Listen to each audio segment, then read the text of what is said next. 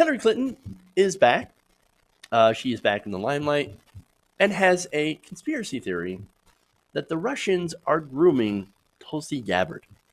So now, on a podcast with former Obama advisor David Plouffe, Clinton said this, and by the way, she did not call out Gabbard by name. Quote, I'm not making any predictions, but I think they've got their eye, the Russians, on somebody who is currently in the Democratic primary and are grooming her to be the third-party candidate. Quote, she is the favorite of the Russians. Now, again, at first, there's a question of who, right? Because there are four women in the race. You have Elizabeth Warren, you have Tulsi Gabbard, Kamala Harris, and Amy Klobuchar, right? So now, is it Klobuchar? Did anybody think Klobuchar, she must be being groomed by the Russians? No, of course not. No, they pointed at Tulsi Gabbard, who is not a member of the establishment. So let's be very, very clear here. And I want to be honest with you guys. I am not a supporter of Tulsi Gabbard.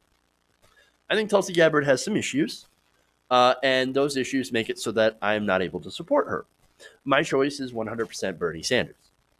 That said, this is ridiculous, and this is an absolute smear. So, okay.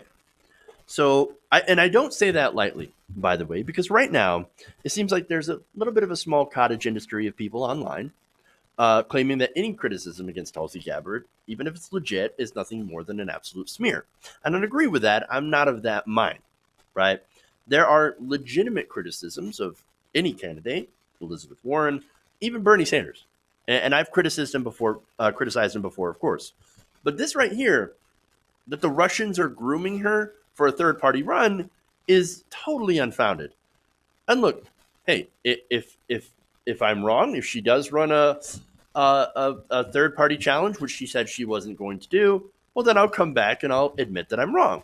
But in this case, there's no proof that Russia is grooming anyone. Now, in fact, Hillary Clinton's team pointed to allegations, and this is their basis of their argument, that Russian news and propaganda sites often report on Gabbard's campaign, and that moments in Gabbard's campaign have been reportedly amplified by trolls and bots on Twitter with ties to Russia. Now, Gabbard has denied those allegations, of course.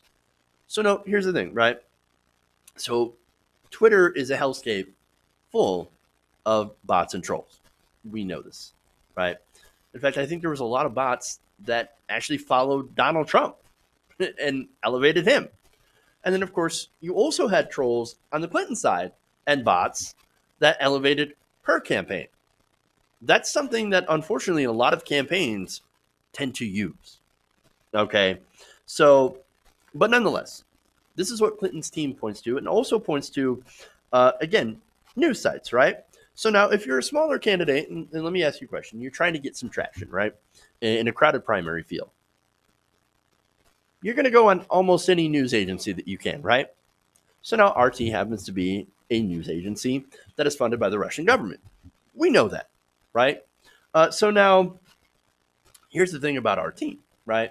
So yes, RT, funded by the Russian government. We know that, and they're, honest about that, right? But here's the thing about that. They have Lee Camp, Tom Hartman. They had the late Ed Schultz. They all had shows on RT. And sometimes they do great journalism. So now, is there maybe a perspective behind that? Yeah, perhaps, right? But here's the thing. Even Abby Martin had a show on RT. Are you going to say all of those people were groomed by the Russians to do misinformation? No. No, here's the thing, right? So, of course, the Russians, not exactly in favor of Hillary Clinton, right?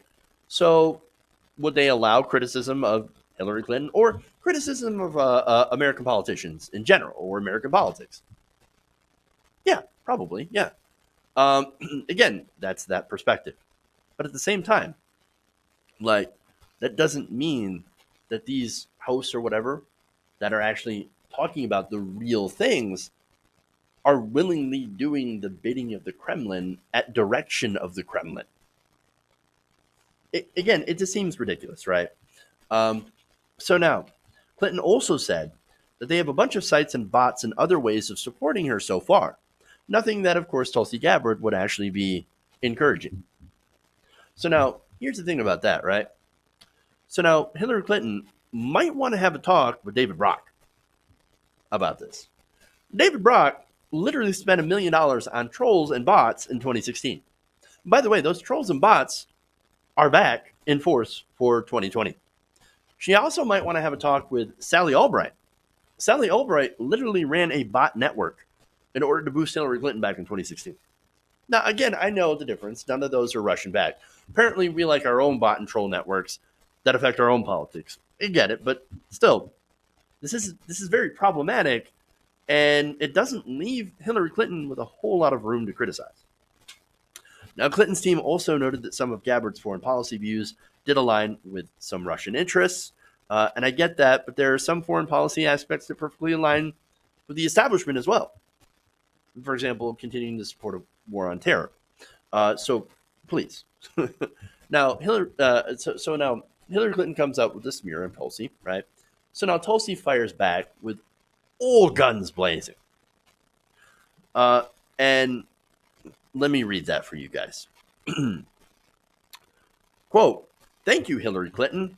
You, the queen of warmongers, embodiment of corruption, and personification of the rot that has sickened the Democratic Party for so long, have finally come out from behind the curtain.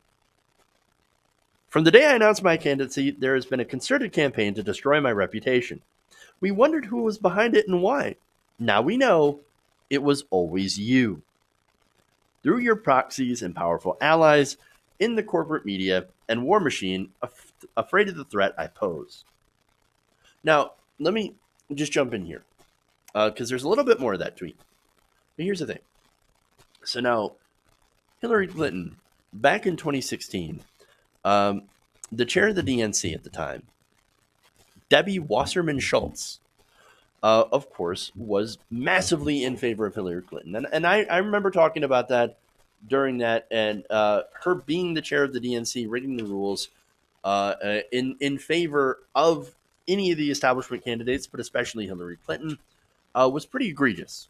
And it was so egregious that Tulsi Gabbard, who was a chairperson in the DNC, decided to quit in protest, and she got a lot of credit for that, right? Deservedly so. And she spoke out. This is a continuation of that.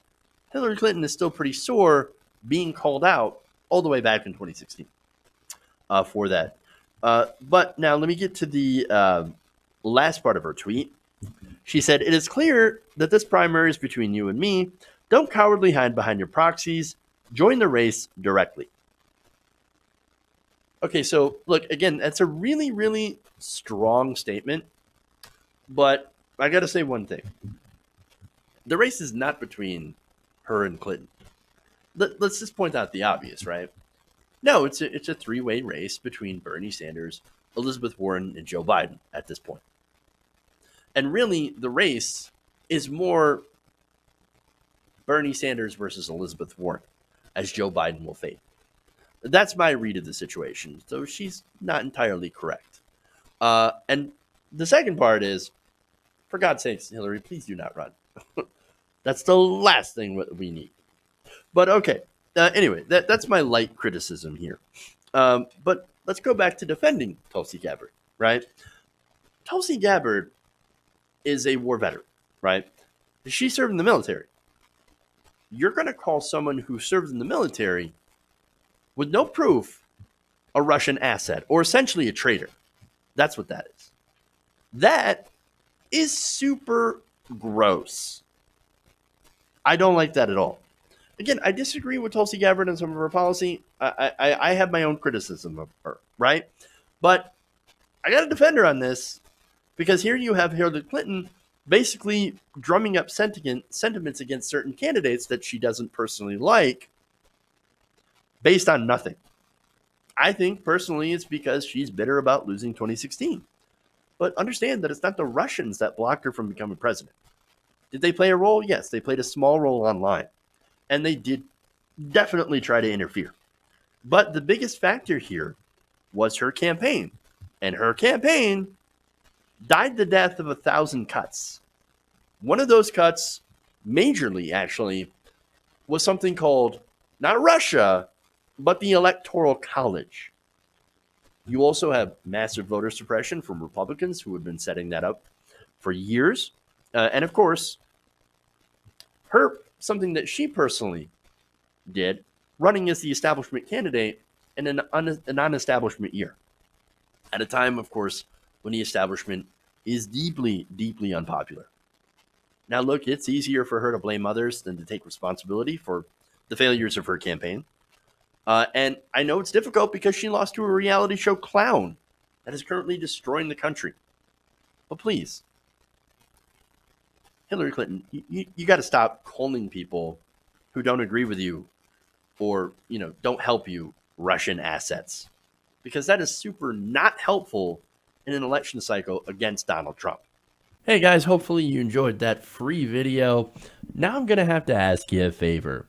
Between the demonetization and the YouTube algorithm messing around with view counts, etc., we're having a hard time adjusting to the new YouTube reality, which is where you guys come in.